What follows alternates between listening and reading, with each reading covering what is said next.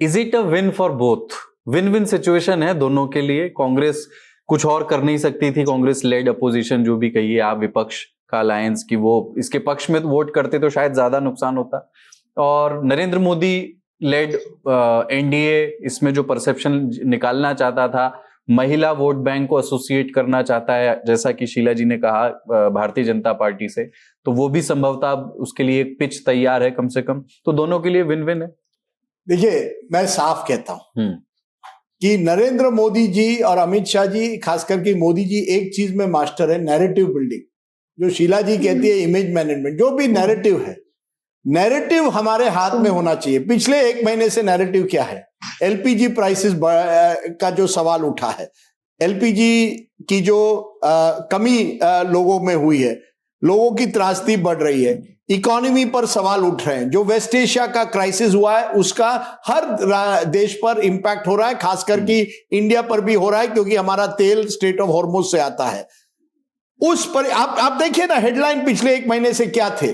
बार बार सवाल पूछे जा रहे थे, क्या आप अमेरिका के साथ, उसके पहले ये कहा जाता था ट्रेड डील में सरेंडर हो गए हैं, राहुल गांधी उस तरह से जा रहे थे।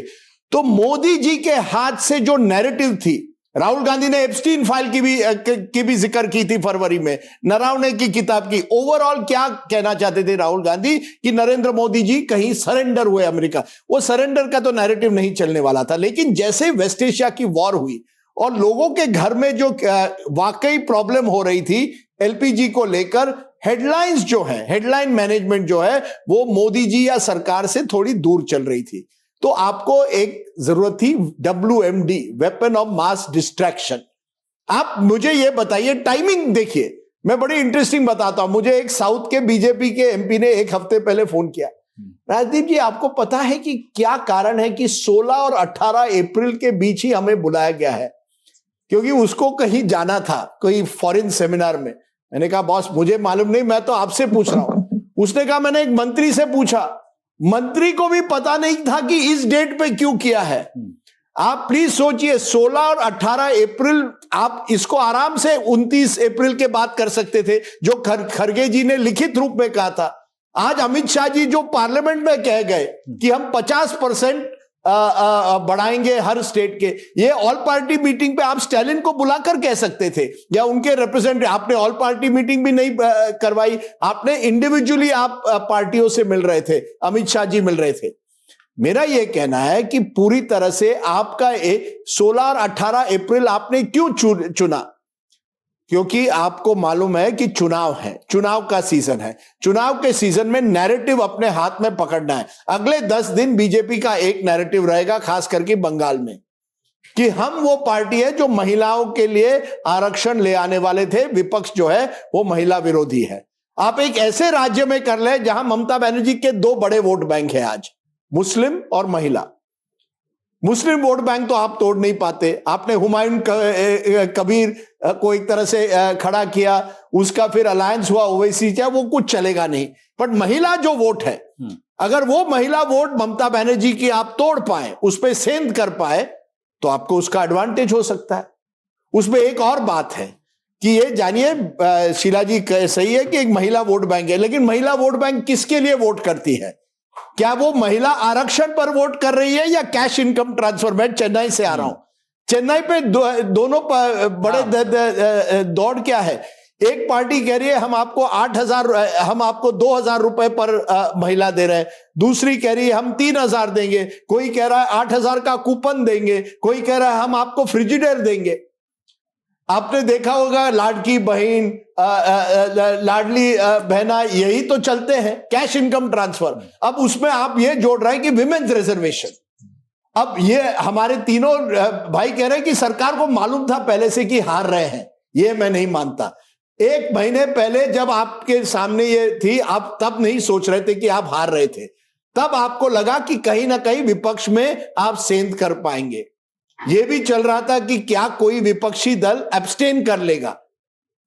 ये नहीं है कि जब शुरुआत में जो था आपको नैरेटिव बनानी थी कि हम विमेन्स रिजर्वेशन लाए हैं, लेकिन उसके साथ साथ बीजेपी को लगा, बीजेपी के फ्लोर मैनेजर्स ने, कि हम जीत सकते हैं, हमको 2/3 मिल सकती है। मैं नहीं मानता। आज पिछले 4-5 दिनों में उनको असलियत पता चली कि इस बार विपक्ष जो है वो इकट्ठा है, और विपक्ष बिल्कुल शॉर्ट टर्म गेन्स के, विपक्ष नहीं चाहती है कि डिलिमिटेशन हो, जिससे उनको लगता है, उनको क्या है, भय है, खतरा है, जो राहुल जी कह रहे हैं, एक भय है, खतरा है, यार मोदी अमित शाह डिलिमिटेशन के साथ कुछ ना कुछ करेंगे। ये भय की राजनीति भी है, क्योंकि इतना डर है। जैसे अब ये स्पष्ट कर दिया कि दक्षिण भारत को नुकसान नहीं है, अरे वो तो क्या करेंगे? मतलब ये तो उन्होंने कहा कि हम सिर्फ आबादी के जो जनसंख्या के हिसाब से एक जो रिप्रेजेंटेटिव है वो कितने लोगों का रिप्रेजेंटेटिव है, इसको बैलेंस करना चाहते हैं। तो आपको किसने रोका था एक ऑल पार्टी मीटिंग करके ये कहने के लिए? किसने आपको रोका था कि इसको आप जो प्रावधान है उसमें लाने के लिए? अगर home minister of the country, मुझे नहीं मालूम कि कब हुआ है, पार्लियामेंट में बैठकर एक कॉन्स्टिट्यूशन अमेंडमेंट पर कहते हैं चलिए 1 घंटे में मैं आपको एक अलग बिल लाता हूं। अरे बॉस, ये तो एडोकिज्म है।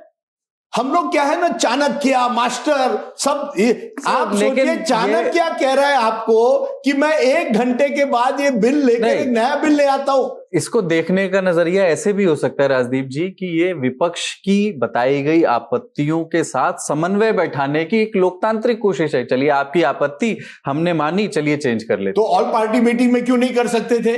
इतना बड़ा जब विधायक चर्चा नहीं हुई थी, लेकिन ठीक है। नहीं, मेरा ये कहना है कि विपक्ष ये कहना कि सरकार को मालूम था कि वो हार रहे हैं, वो हार रहे हैं, ये पिछले 5-6 दिन में ही पता चला। अच्छा, पहले से नहीं था। पहले उनको लगा कि हम एक ऐसा माहौल तैयार करेंगे कि जो भी इस बिल के खिलाफ वोट करेगा वो महिला विरोधी है, और उसमें डर के मारे विपक्ष हमारे साथ आ जाएगा।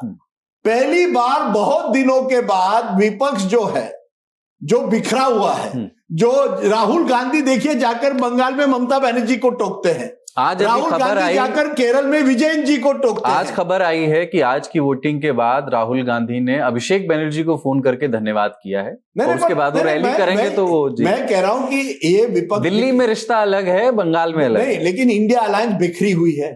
इंडिया अलायंस एक दूसरे के साथ कोई पार्लियामेंट में समन्वय भी नहीं था। कई मुद्दों में कई सेशंस हुए हैं जहां उनकी कोई अलग, तो सरकार को लगा 1 महीने पहले, जब आप विन विन कहते हैं, सरकार को लगा हम नैरेटिव जीतेंगे कि लोग कहेंगे देखिए मोदी जी और अमित शाह जी ने महिलाओं को आगे किया है, और हम उसके साथ साथ एक बड़ी जीत हासिल करेंगे, क्योंकि विपक्ष बिखर जाएगा इस इशू में। सर, एक दूसरी बात पे विपक्ष जिस तरह से यूनाइटेड रहा, उनकी जीत है। आप माने ना माने, विपक्ष बहुत कम चीजों पर इकट्ठा रहता है, वहां उनकी जीत है। जहां तक नैरेटिव है, वो अगले 6 महीने में पता चलेगा कि क्या सरकार किस लेवल पर इस इशू को जनता के सामने ले जाती है, और क्या वही जनता, एक महिला किसी तमिलनाडु के डिस्ट्रिक्ट में कांचीपुरम में बैठी हुई है, या बंगाल के किसी मालडा में बैठी हुई है, क्या वो कहेगी हाँ मैं इस पार्टी को दूंगी जो महिला सांसद ला रहे हैं? मुझे मालूम नहीं, हो सकता है, पर यह पता आज की तारीख में जरूर कल हेडलाइन मोदी जी की होगी, और हेडलाइन वेस्ट एशिया और एलपीजी की नहीं होगी। तो वेपन ऑफ मास डिस्ट्रैक्शन जो आपने किया है, वहां आपको काफी हद तक आपको सफलता मिली है आज की तारीख में। पॉलिटिकल रिजर्वेशन का सीधा मुकाबला महिलाओं को मिलने वाली डायरेक्ट वेलफेयर स्कीम से है। आई डोंट नो कि परसेप्शन कौन जीतेगा, पर आपने 16 से 18 अप्रैल का जिक्र किया तो मुझे याद आया, पर आप 16 वाली पहेली का कुछ हल निकाल पाए जो राहुल गांधी छोड़ के गए? आप देखिए, मैं सच कहूं ना, मुझे लगा वो क्या था और क्यों था, समझ देखिए बड़े हल्के। आप आज मैं राहुल गांधी और देखिए, मैं कंपैरिजन किसी का अच्छा नहीं लगता है। प्रियंका गांधी ने 15 मिनट में अपनी बात रखती, हंसते हुए अमित शाह को भी हंसा दिया बीच में कि आप चाणक्य है, आप चुनाव कर सकते हैं, महिला जानते हैं कि जब पुरुष बार बार उनको ठगते हैं, ये सब कह दिया। राहुल गांधी एक अलग लाइन पर चले गए। मेरी दादी ने ये कहा था, अंधेरा में क्या हो रहा था, कुत्ते की स्टोरी बताई, ये सब उसका तो बिल से कुछ लेना देना नहीं था। लेकिन जब उन्होंने वो 16 नंबर उठाया, तब भी मैं सोच रहा था ये 16 नंबर है क्या। अब उसके बाद कांग्रेस ऑफिशियली ट्वीट करती है 16 साउंड्स लाइक एप्स्टीन। अब बॉस, ये भी मुझे अभी भी ये आश्चर्य है कि आप इस बात को क्यों लाए हैं इस समय। क्या ये आपके मन में बार बार अभी भी है? अगर आपके पास कुछ ठोस सबूत है, पिछले 2-3 महीनों में राहुल गांधी एप्स्टीन कर रहे हैं, अगर ठोस सबूत है लाइए ना जनता के सामने। मुझे नहीं लगता, मैं राहुल गांधी की एक रैली केरल में देख रहा था, एप्स्टीन फाइल पर लोगों का कोई ये एक रिएक्शन ही नहीं आया। वहां जनता में बैठा हुआ, गर्मी में कोई कोची में बैठा हुआ है किसी एक गांव में, वो क्या एप्स्टीन जानेगा? अगर राहुल गांधी के पास ठोस सबूत है एप्स्टीन का, वो पार्लियामेंट के बाहर पेश करिए ना। पार्लियामेंट के अंदर एक मौका था बीजेपी को कटघरे में रखने के लिए विमेन्स रिजर्वेशन को लेके, जो आपकी बात है कि ये केवल एक नारा है, आपके लिए कोई कमिटमेंट नहीं है, वो मैंने देखा नहीं। 16 की जो कहानी मुझे कही गई है कांग्रेसियों ने कि एक ना एक दिन देखना राहुल गांधी पूरी तरह से खुलासा करने वाले हैं एप्स्टीन पर, मैं इंतजार कर रहा हूं। मैं 2 हफ्ते हो गए हैं, पवन खेड़ा जी बीच में कह रहे थे हम लोग बड़ा खुलासा करेंगे, राहुल गांधी कह रहे हैं खुलासा करेंगे। अरे करिए ना। आपने अरविंद केजरीवाल के अंदाज में कहा, वो ऐसी उन्होंने विधानसभा में कहा था जिसका मीम बना था। नहीं, मैं यही कह रहा, देखिए पार्लियामेंट में एक गंभीरता होनी चाहिए। हाँ। देखिए अमित शाह जी जब आते हैं ना, फैक्ट्स लेके आते हैं, पेपर पढ़ के आते हैं, उसमें भी आप कई चीजों पर सवाल उठा सकते हैं, जैसे 50%, ये 50% आपने प्रावधान में क्यों नहीं डाला? उनका कहना, उनके लोगों का कहना है इसमें लीगल प्रॉब्लम होता। अब वो होता नहीं होता, लेकिन अविश्वास का इतना माहौल है सरकार और विपक्ष के बीच, तो कम से कम आप कोशिश करते हैं एक ऑल पार्टी मीटिंग, तो win in terms of attempting to create a narrative for Mr. Modi, but whether it will succeed with voters, the next Bengal election और उसके बाद जो इलेक्शन होंगे वो बताएंगे। विन फॉर द ऑपोजिशन, क्योंकि बहुत दिनों के बाद, बहुत महीनों के बाद ऑपोजिशन किसी मुद्दे पर पूरी तरह से एकजुट दिखाई दी गई। मुझे राजदीप ने जो बात कही, 2-3 बातें कही कि सरकार को पहले पता था कि समर्थन मिल जाएगा, किसी को तोड़ करके, किसी का एब्सटेन करवा करके। 1 महीने पहले। एक minute Rajdeep, boss, parliament and democracy is run on math. ये कहां की मैथ है मुझे बताइए कि जो 293, 295 का जो एनडीए का आंकड़ा है, उसके बाहर कौन से ऐसे प्लेयर हैं जिनको बीजेपी तोड़ लेती? Boss, you are stuck, this whole argument is stuck in the last Lok Sabha, जब आपके पास एनडीए, वाईएसआरसीपी और बीजेडी बड़े प्लेयर्स थे, तब आप एनडीए फोल्ड से बाहर और बीजेपी के नंबर से तब आप तोड़ लेते थे। बड़ी पार्टियां कौन है लोकसभा के अंदर जिनको एब्सटेन करके 67 का गैप पूरा हो जाता? Please tell me which is a political party. Congress party देती समर्थन 0, क्या समाजवादी पार्टी देगी 0, Trinamool Congress in the middle of election 0 chances, DMK देगी 0 चांसेस, शिवसेना यूबीटी देगी 0 चांसेस। किसका वोट मिल रहा था 1 महीने पहले? So this is a myth being floated कि BJP was trying to get numbers. There was no possibility in this current form this bill would have come forward। क्या Samajwadi party समर्थन कर देती या कहीं बाहर से किसी और का वोट आता? नो, 67 was an के लिए you're telling 67 me Narendra Modi and Amit Shah brought this bill to lose. No, Rajdeep, it's not the thing. I am analyzing the picture. I am not in the form of predictions. मैं आपको picture दे रहा हूं कि नरेंद्र मोदी और Amit Shah are not idiots. They have done their math very well since 2014। Where would you think 1 महीने पहले कौन से ऐसे नई पार्टियां पैदा हो रही थी जिससे नरेंद्र मोदी और अमित शाह ने हिसाब लगाया कि 67 का गैप पूरा हो जाएगा? They created a bill which was replete with complexities जो कि ऑपोजिशन कभी एक्सेप्ट नहीं करता। आप कह रहे हैं ऑल पार्टी मीटिंग नहीं बुलाई, उसके बाद आप ये भी कह रहे हैं कि कांचीपुरम में एक बैठी महिला को कैसे पता लगेगा कि डिलिमिटेशन ये हो रहा है, महिला आरक्षण ये हो रहा है। वैसे ही बॉस, बंद कमरों में जो मीटिंग होती है ना, ऑल पार्टी मीटिंग, उससे सरकारें एजेंडे नहीं सेट कर पाती हैं। पार्लियामेंट में जब हल्ला होता है ना किसी चीज पे, किसी पॉलिटिकल मेजर पे, उसका रेजोनेंस दूसरे लेवल का होता है, उसका फुटप्रिंट दूसरे लेवल का होता है। दैट इज व्हाई ऑपोजिशन को एनरेज करना जरूरी था कि वो डरता हुआ, सहमता हुआ, बैलिस्टिक होकर के हाउस में आए कि हमको तो बताया ही नहीं इन्होंने, जिससे कि noise level, this was a डिन लेवल एक्सरसाइज जिसमें इनको शोर चाहिए था। आप ये देखिए कि इस एक्सरसाइज पे क्या हुआ है, जिस तरह से पीएम और इन लोगों ने कंडक्ट किया. I think Priyanka Gandhi was fantastic. I think that one line उन्होंने जो बोली है, that should be a political destiny for lot of people, कि महिलाएं बार बार बहकाने वालों को पहचान लेती हैं. I think that is where everybody should realise, because what Narendra Modi has done. आप कह रहे हैं ना कि महिलाओं को क्या पता लगेगा. बॉस 14 लाख 15 लाख औरतें आज की तारीख में लोकल बॉडीज में इलेक्टेड इस देश के अंदर हैं, और उनमें से कम 50% का एस्पिरेशन होगा कि मैं ब्लॉक प्रमुख से नगर प्रमुख बन जाऊं, नगर प्रमुख से विधायक बन जाऊं, विधायक से एमएलए बन जाऊं. That aspiration will get addressed. There will be a certain amount of churning among these 14 lakh women. Sheila जी ने बिल्कुल सही कहा boss. The demography has changed. ये जो महिला वोट है ना, ये मामूली एंटिटी मत समझिए. And not just the upper caste Hindus and others, even among Muslims. When BJP Shah Bano ये आपका ट्रिपल तलाक का बिल लाई, उस पे बीजेपी को कुछ समर्थन मिला, चाहे पति से खफा करके मिला, लेकिन मिला. इसीलिए मैं कह रहा हूं कि ये डिबेट बहुत ही इंटरेस्टिंग थी कि किस तरह से नैरेटिव को पिरोया गया. शीला जी बिल्कुल सही कह रही कि ऑपोजिशन ने जो एक बैलेंसिंग किया, जो मैंने पहले कहा था, बैलेंसिंग किया the threat from rejecting women reservation, increase numbers, and the threat of delimitation के बीच में. उनको लगा कि डिलिमिटेशन बड़ा खतरा है. इसीलिए आप सोचिए कि इस डिबेट की खूबसूरती की प्रियंका गांधी ने मुस्कुरा करके अमित शाह को चाणक्य से ज्यादा कुटिल बता दिया. अगर आम राहुल गांधी ये बात बोलते हाउस के अंदर, तो ऋषिकांत दुबे और पूरा बीजेपी ब्रिगेड उनके ऊपर चढ़ जाता. But she got away by calling Amit Shah कुटिल. आप इस बिल का इतिहास देखिए कि 81st अमेंडमेंट जब आया, गीता मुखर्जी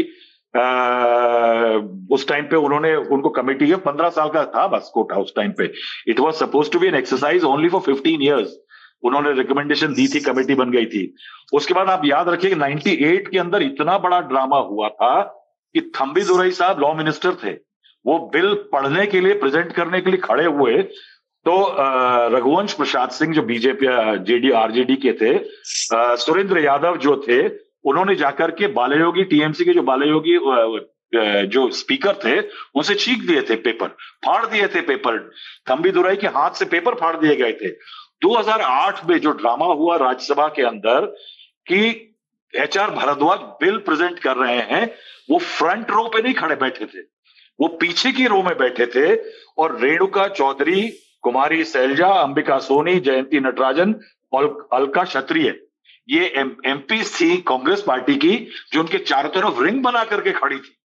और जब अबू आसिम आजमी जो है ये आगे आए, तो Renuka Chowdhury is known to be an aggressive woman member parliament, no nonsense lady, और उन्होंने धक्का दिया था अबू आजमी को.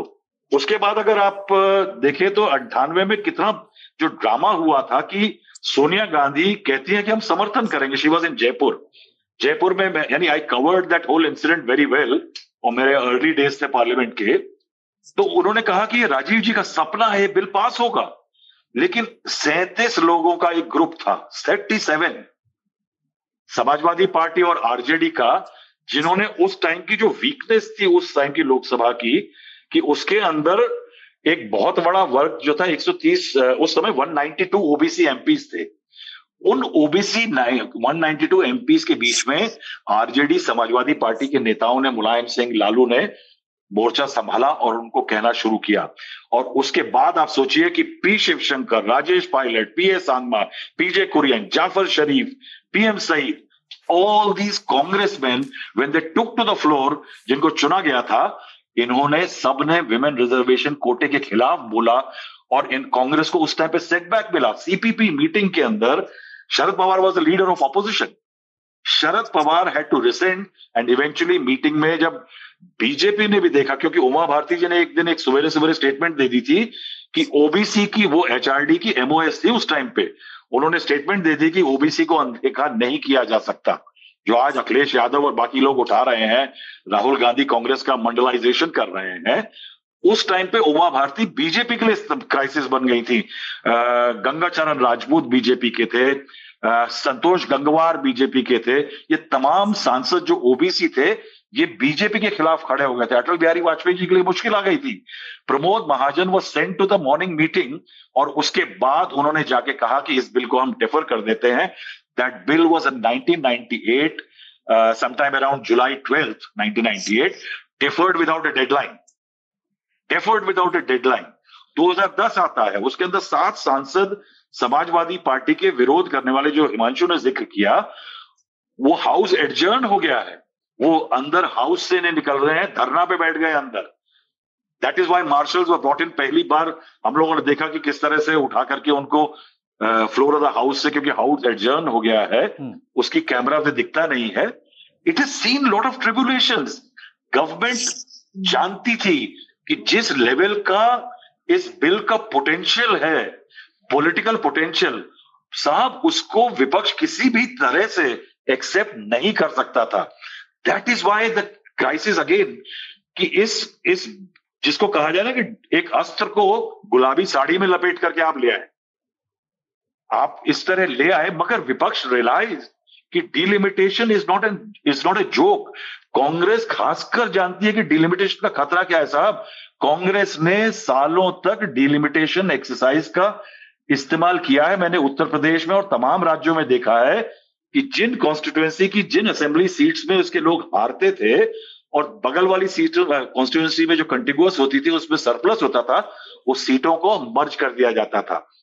तो बीजेपी ने 2024 के लॉस के बाद में, क्या आपको लगता है खाका नहीं खींचा होगा कि कौन सी ऐसी प्राइम लोकसभा कॉन्स्टिट्यूएंसीज हैं जहां पे अगर कॉन्स्टिट्यूएंसीज असेंबली की स्विच कर दी जाए, एरिया स्विच कर दिया जाए, तो हम उन सीटों को रिकवर कर सकते हैं, उनमें से कुछ सीटों को रिकवर कर सकते हैं। The opposition realized the potential of the threat that these three bills were bringing. 98-99 की बात है।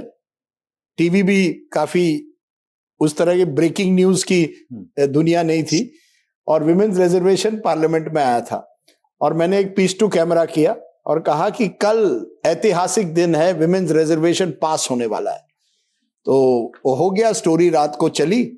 मुझे एक फोन आया सांसद से, आपको लगता है कि हम लोग इसे पास करने देंगे? आप किस दुनिया में रहते हैं? वो अभी भी सांसद है व्यक्ति, 10 साल तक वो मंत्री भी बने उसके बाद, मैं नाम नहीं लूंगा उनको। मैंने कहा क्या करोगे? He said, बॉस आप जानते नहीं हैं कि हम पुरुष जो है ना क्या कर सकते हैं। और अगले दिन जिस तरह से या तो लोग एब्सेंट हुए, there was no quorum, they managed to ensure that the women's reservation bill was deferred. तो ये जो एक तरह से पुरुष परंपरा हमारे देश में है, ये मैं मानता हूं कि वो कभी एक्सेप्ट आसानी से नहीं करती कि 543 में से 181 आप कर दे। उसमें पक्ष विपक्ष में सहमति रहती है, उसमें पक्ष विपक्ष में सहमति लेती, लेकिन अगर मोदी जी और राहुल गांधी तैयार होते तो मुझे लगता है दोनों जो सबसे बड़ी पार्टियां हैं उनको तो उनके जो नेता हैं। मैं इसमें एक इंटरेस्टिंग चीज बताता हूं जो राजीव ने बात कही ना। 1998 में गीता मुखर्जी जी को मैं इंटरव्यू कर रहा था, तो गीता मुखर्जी ने एक बड़ी ऐतिहासिक लाइन बोली थी। उन्होंने बोला था, males of the world unite.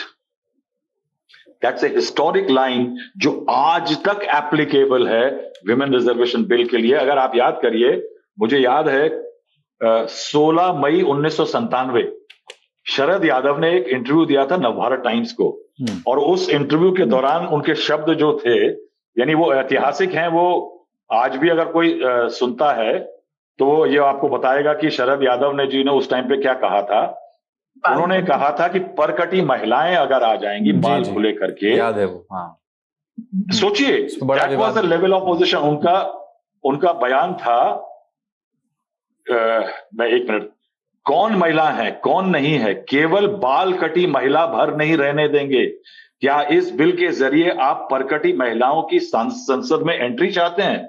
यही नहीं है, मैं आपको और बताता हूं, मेरे नोट्स में, यानी पुराने नोट्स में काफी कुछ माल जो निकला है। मैं किसी दिन ना, मेरी तमन्ना है राहुल सर कि मैं, आप अगर पता नहीं इजाजत देंगे या नहीं, मैं आपकी सुपरविजन में आपके नोट्स से गुजरना चाहता हूं यूं नहीं, इसी वजह से नोट से मत गुजरिए, आप नोट से मत। इसी वजह से 850 का नंबर कहां से आया?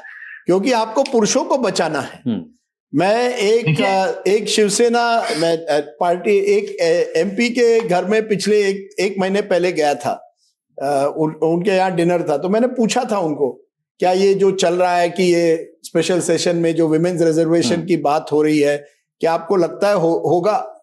और उस पार्टी में 2 महिला सांसद थी और एक 12-15 पुरुष थे, और सब पुरुष जो हैं वो बिल्कुल